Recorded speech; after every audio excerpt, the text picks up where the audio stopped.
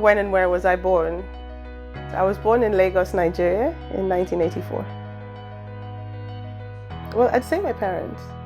I really looked up to them. They're very hardworking, inspirational, and I think they also distilled in my siblings and I that sense of...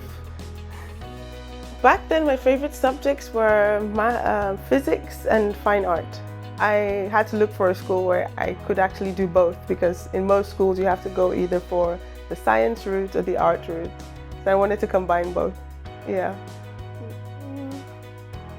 I'd say I was a fairly good student. Quite enjoyed sports as well. Enjoyed the friendship and the camaraderie that you had at school. Well, I attended the University of Bolton in England for my undergrad, and then the University of Manchester.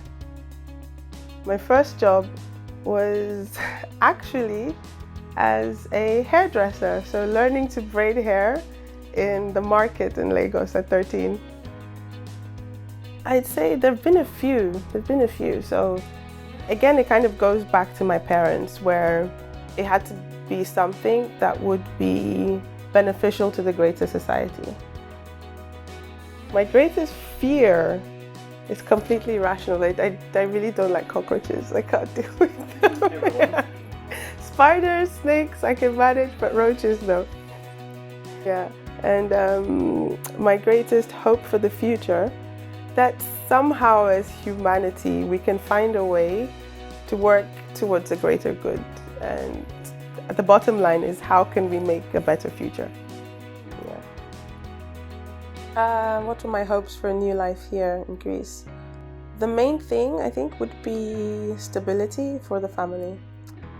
So why did we decide to come to Greece in particular instead of another country? At the time, we were thinking about, like I said, where we had family and where we would have some sort of social safety net and network. And it was between moving to Greece and moving to Nigeria. The move to Greece worked out first, so my husband was able to find a job here, and we were able to find some sort of plan towards the future. The most difficult part about leaving was leaving family and friends behind, and that community. That was the hardest part. What was the most difficult part about arriving in Greece? Adjusting to a new culture. There's still definitely the language barrier, so that was a huge thing to overcome. What were the biggest challenges coming to Greece? For me personally, was trying to figure out where would I have space to develop career-wise if I was to make that move, given that there would be other things to consider, like the language barrier as well. But what am I hoping to accomplish in the future? On the one hand, so say on the work side, definitely about seeing how we can expand more in terms of the reach of our projects and achieving this goal of sustainable development that we're aiming for. So what advice would I give somebody coming to Greece about how to make the best of their experience? The very first thing would be to plan ahead. What potential opportunities are available? What potential networks are available to support you? If it is possible at all, start trying to learn the language because that definitely is something that would take you a long way. Do I think BITE will help new migrants integrate better in Greece, and how? I definitely think the program will help new migrants integrate better. For one, it provides a sort of network of practice and a sort of community of peers that they could tap into.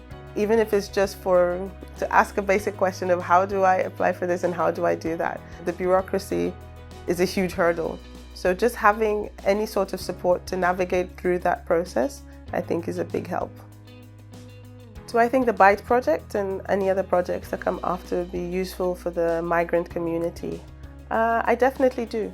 And so like we said, just having that network in place and having it as a point of call where people can access support and information, particularly in terms of entrepreneurship, which is something that helps you, get on your feet, not just in terms of economic stability, but also to a broader sense, contributing back towards the society that you're trying to settle down in. I think that's definitely useful. And the mentorship programs as well within the project, I think, will be particularly supportive, because then you have somebody that you can individually relate to, but also get direct feedback from, and that's been through a similar process.